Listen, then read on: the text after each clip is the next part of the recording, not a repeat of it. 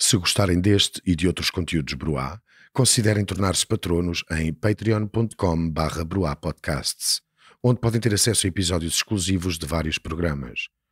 Visitem patreon.com/broapodcasts para mais informações.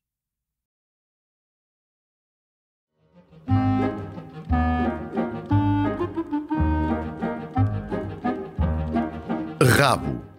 Tudo o que começa tem um fim. Cada guerra um vencedor, cada julgamento um veredito. Todo o alfa tem o seu ômega e toda a vida conduz à morte. Primeiro o som e a fúria e, finalmente, o silêncio.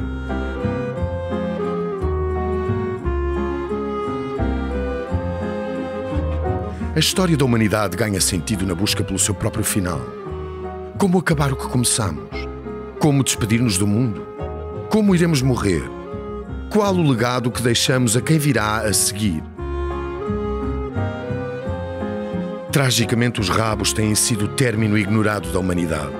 São a retaguarda do campo de batalha, os bastidores do teatro da vida. Sempre esquecidos, deixados para trás, sempre a recordação inquietante de que tudo, inevitavelmente, acaba.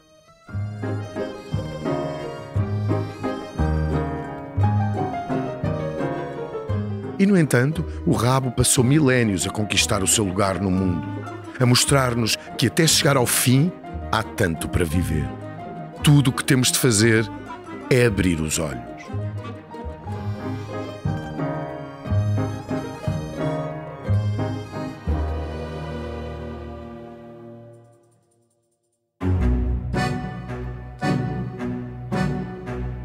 O rabo é fonte de fruição estética. Desde cedo que a humanidade soube apreciar a simetria das nádegas e a curvatura dos glúteos, em especial dos homens. Na antiga Grécia, rabo rijo e volumoso era sinal de saúde e poder. Referindo-se à Guerra de Troia, Ateneu escreveu que os soldados gregos regressaram a casa com rabos mais amplos que a cidade capturada. E era comum representar os deuses e heróis com nádegas musculadas.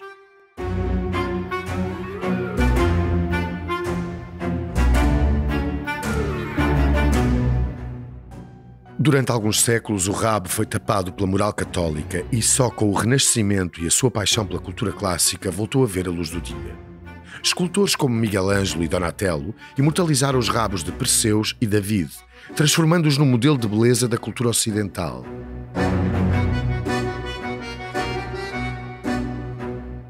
E quando, no início do século XX, os nazis procuraram criar o modelo do homem ariano, não recorreram a rabos assimétricos, flácidos ou espalmados. Arno Breker, o maior escultor do Terceiro Reich, copiou sem reservas o modelo de beleza clássico. A sua estátua mais famosa, Die Partei, destinada a enquadrar a entrada da chancelaria de Adolf Hitler, representava um homem nu, segurando uma tocha acesa e com um maxilar definido, maçã de Adão proeminente, ombros largos, abdominais definidos e, claro, um rabo sempre firme.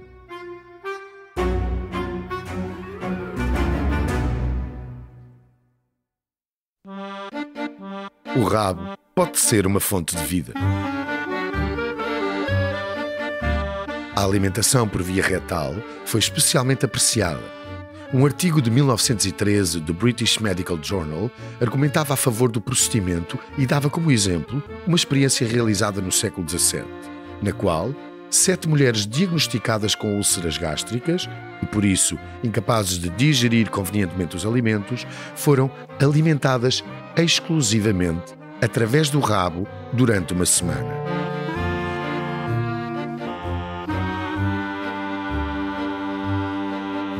As participantes no estudo foram contempladas com um buffet de 2 ovos, 200 centilitros de leite, dextrose, uma espécie de glucose, e até óleo de fígado de bacalhau. Todas sobreviveram. Nenhuma perdeu peso e todas juntas ofereceram à medicina uma dádiva digna de prémio Nobel. A descoberta de um segundo orifício pelo qual a humanidade pode alimentar-se. Mais cedo ou mais tarde, a técnica seria utilizada para salvar a vida a uma figura histórica de relevo. Nada mais, nada menos que o líder do mundo livre. Em 1881, o presidente americano James Garfield preparava-se para apanhar o comboio numa estação de caminhos de ferro em Washington, D.C., quando Charles G. Guiteau, um ex-colaborador, disparou 2 vezes na sua direção. Uma das balas limitou-se a raspar-lhe o ombro, mas a outra entrou pelas costas e alojou-se algures no interior do presidente.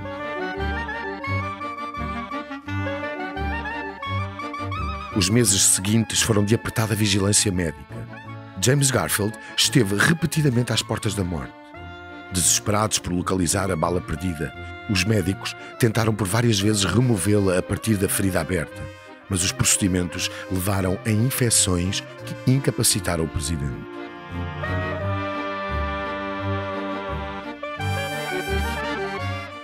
Perdeu mais de 30 quilos. Não conseguia mastigar, engolir nem digerir as refeições.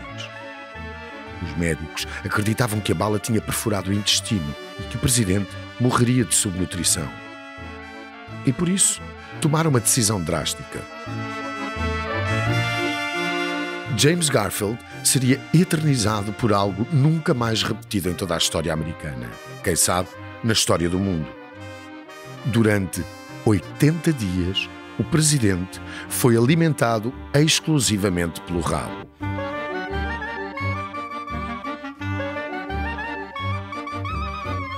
E todos os dias, 3 vezes ao dia, Garfield baixava as calças, deitava-se na cama e aguardava que lhe servissem a refeição. Os médicos tentaram várias receitas, incluindo gema de ovo, caldo de carne de vaca, leite, whisky, sangue de vaca e ópio para ajudar a controlar as dores. Segundo relatos da altura, o manjar incluía 170 gramas de carne de vaca fresca bem picada, que devia ser digerida durante 1 hora antes dos excessos serem removidos com 100 centilitros de água fria.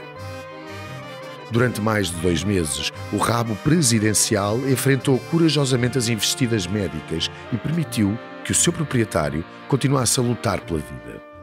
E, no entanto, não foi suficiente.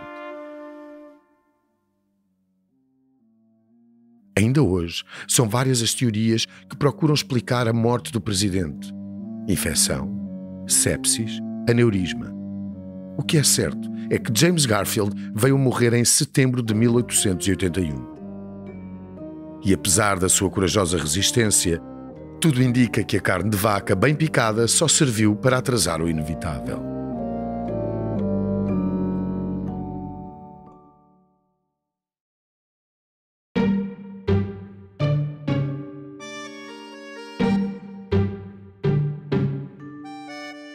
Mas o rabo pode ser também a perdição dos poderosos. A história está cheia de lendas, rumores e mitos urbanos sobre como a morte escolheu o caminho de trás. Diz-se que Edmundo II, o rei saxão que governou apenas 8 meses em 1016, encontrou a morte às mãos dos escandinavos que, na altura, procuravam invadir o país. Não no campo de batalha, mas enquanto se sentava no seu segundo trono e tratava de expurgar-se dos seus reais desperdícios. Uma vez que, na altura, os castelos tinham as aberturas das sanitas diretamente sobre um canal que levava até ao exterior do edifício.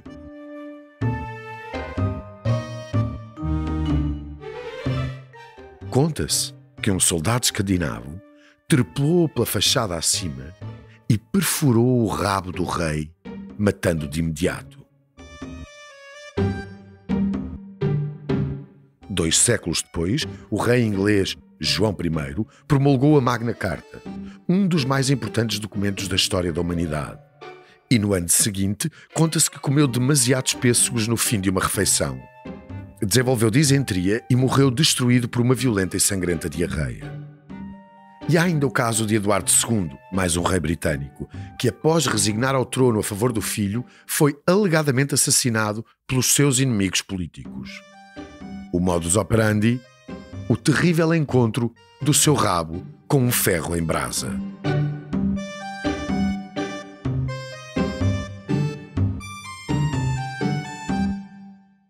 Mas se cuidar do rabo é uma necessidade, pode também ser uma honra.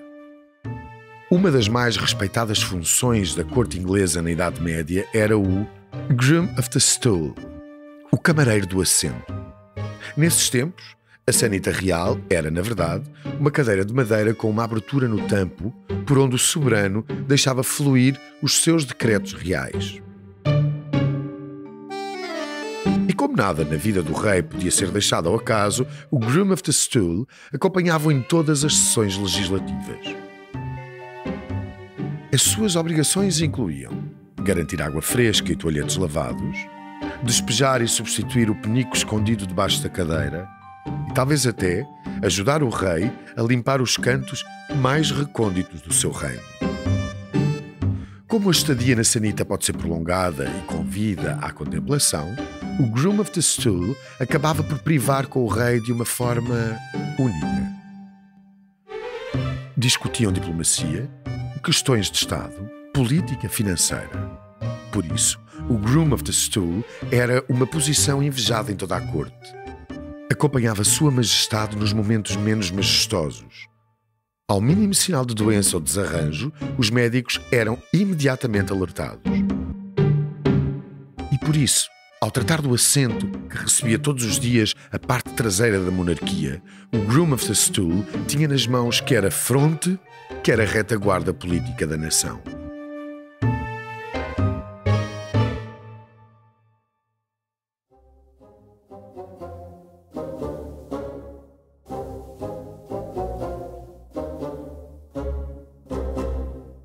O rabo pode ser um rebelde, um verdadeiro agent provocateur, um símbolo universal de desprezo e humilhação. Durante a Quarta Cruzada, em 1203, um exército de cruzados cristãos, sob as ordens do Papa Inocêncio III, atacaram a cidade de Constantinopla, a capital do Império Bizantino. Eventualmente seriam bem-sucedidos e a cidade saqueada. Mas, após um primeiro ataque fracassado, os bizantinos despediram-se dos seus invasores com berros, risos, ofensas e, claro, nádegas expostas.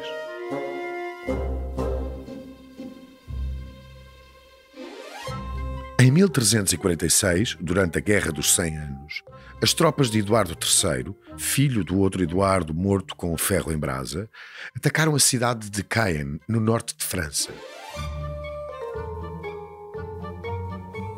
Em resposta, os soldados franceses viraram-lhes as costas e mostraram-lhe os seus patrióticos derrière, antes de serem atacados por uma salva de flechas. Quando o explorador Giovanni da Verrazzano chegou à costa da América do Norte em 1524, foi recebido por uma pequena multidão de indígenas, empoleirados no topo de um precipício, todos de costas, dobrados para a frente e a mostrar as nádegas despidas. E em 1534, na cidade de Nice, região da Saboia, enquanto os seus habitantes resistiam a um ataque por parte do exército franco-otomano, diz a lenda que Catherine Seguron, uma lavadeira como qualquer outra, revoltou-se contra os invasores, motivou a resistência dos vizinhos e, a certa altura, despiu a saia e expôs o rabo no topo das muralhas da cidade.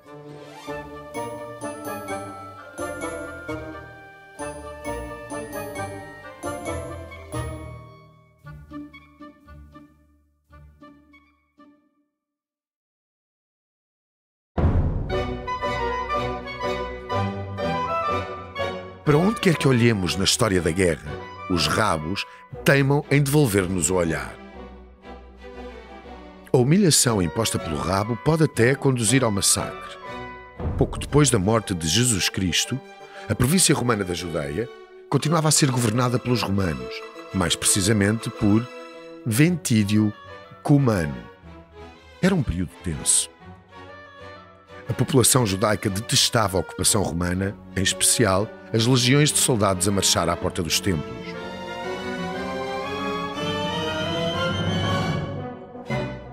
Um dia, em plenos festejos da Páscoa, a celebração da fuga do Egito e, por isso, uma data sagrada para os judeus, um soldado romano destacado para a porta de um templo tomou a pior decisão da sua vida.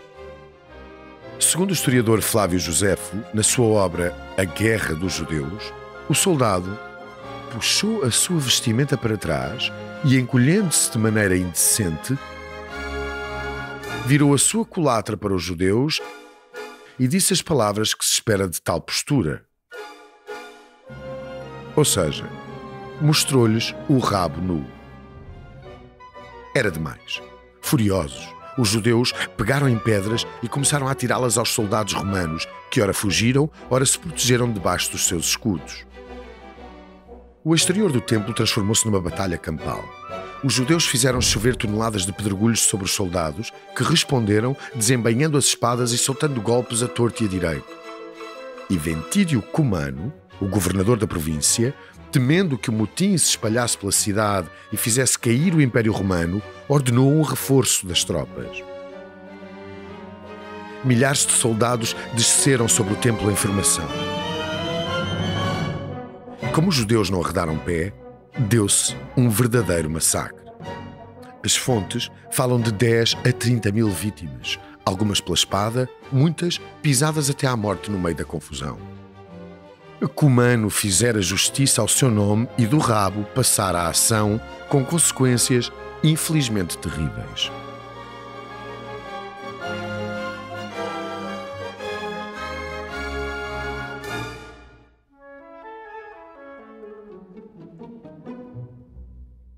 Por vezes, e tragicamente, o rabo pode ser toda a nossa identidade.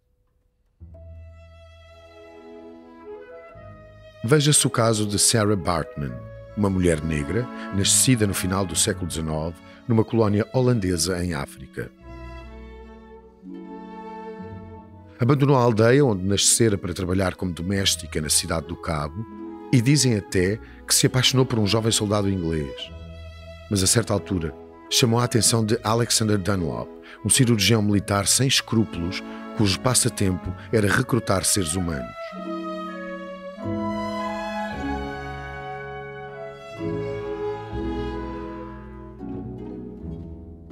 Dunlop recebia dinheiro de Londres em troca da identificação de possíveis vedetas de freak shows, os degradantes espetáculos nos quais homens e mulheres com todo o tipo de deformações faziam as delícias do mundo dito civilizado. E ao conhecer Sarah Baartman, Dunlop percebeu estar perante a sua maior descoberta. Não foi a sua cara, os seus braços, as suas mãos ou as suas pernas. O cirurgião identificou nela um caso de esteatopigia, isto é, hipertrofia das nádegas. Sarah era a portadora do maior rabo que já vira na sua vida.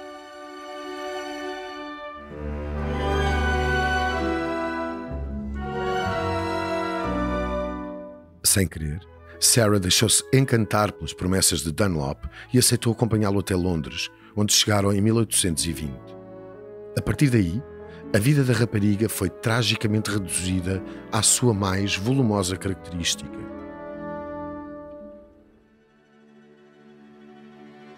Dunlop organizou verdadeiras exposições nas quais Sarah aparecia com roupa diminuta e com o seu rabo exposto aos olhares dos londrinos. Aterrados, homens, mulheres e crianças pagavam para ver aquele modelo vivo de sensualidade, exotismo, fertilidade.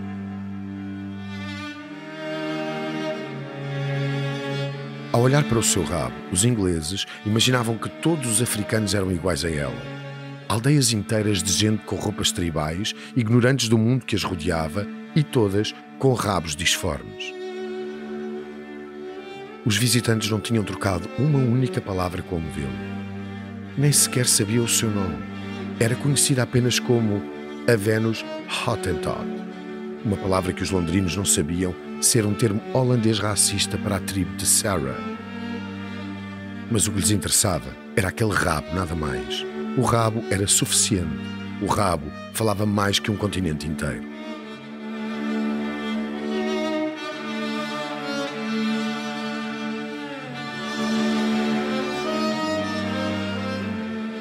A vida degradante de Sarah continuou em Paris, para onde se mudou 4 anos depois. Os franceses estudaram-na ao milímetro. Exposta no Palais Royal ou em saraus e festas privadas, Sarah deixa-se observar quer pelo grande público, quer por médicos e anatomistas. Homens que acreditavam que, na geometria exótica daquele rabo, estava o segredo para entender a inferioridade do africano.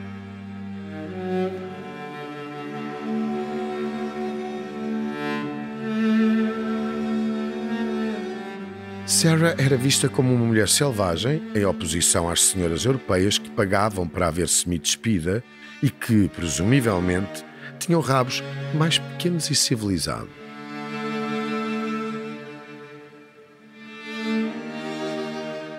Apenas um ano depois de chegar a Paris, Sarah Baartman morreu.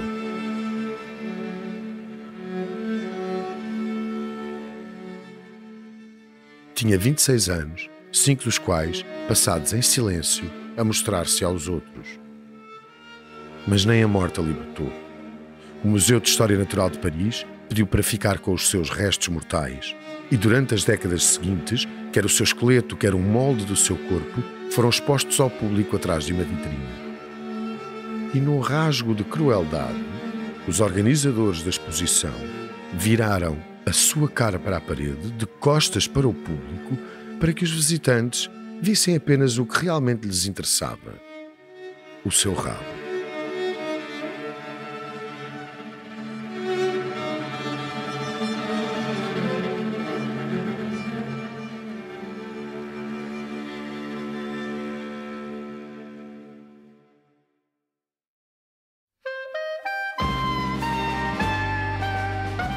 A história de Sarah Baartman resume perfeitamente a relação da humanidade com os rabos. Quando finalmente reparamos neles, pode ser tarde demais. O rabo é o fim do homem, o derradeiro destino do alimento, aquele que sempre chega em último lugar. É algo que termina e nunca começa. É a morte feita carne, músculo e pele.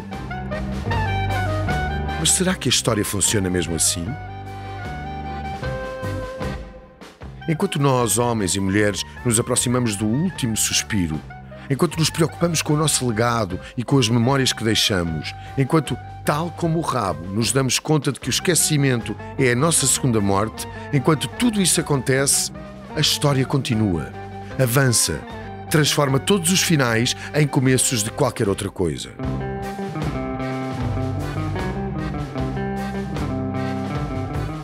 E desta forma, os dois músculos simétricos no fundo das nossas costas ensinam-nos uma lição imortal. Não. Nem tudo termina. O fim pode ser um recomeço. A história é feita de ciclos. Quem só pensa no fim esquece que tudo tem um meio cujo fim não justifica. E como veremos no próximo episódio, tudo e todos têm um princípio.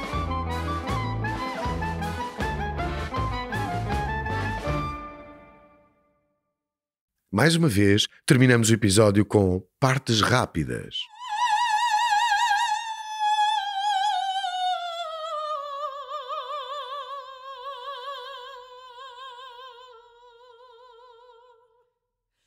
O ser humano é o único animal que tem um rabo.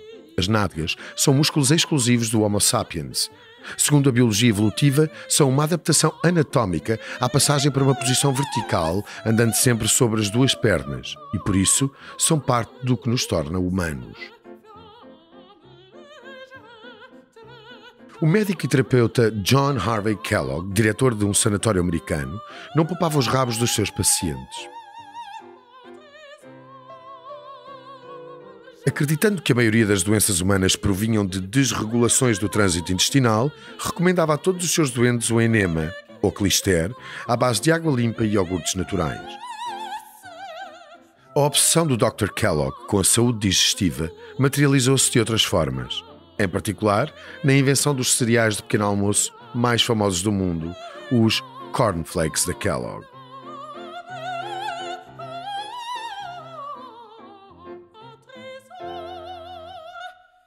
Segundo um grupo de homens questionado num estudo de 2015, o ângulo perfeito para o rabo de uma mulher é 45,5 graus. O suficiente para parecer arrebitado, mas não demasiado volumoso. Infelizmente, não parece haver estudo semelhante sobre as preferências femininas quanto aos rabos dos homens.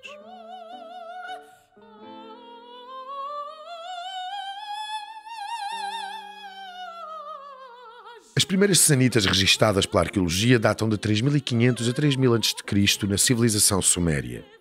Infelizmente para os sumérios, não há registro da existência de autocolismos.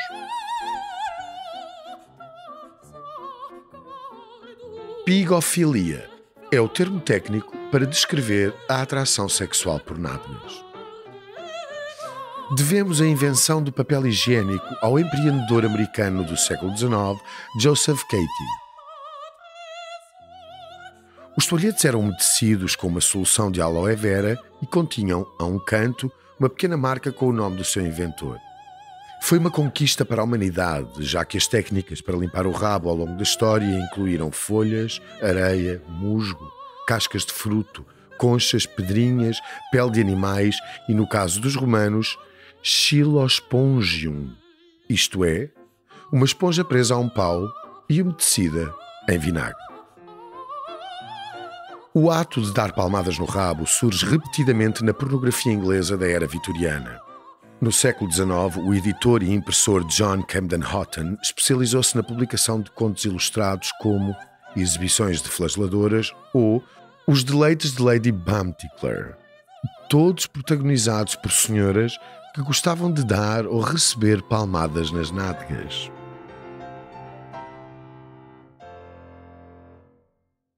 Estas foram as partes rápidas de hoje.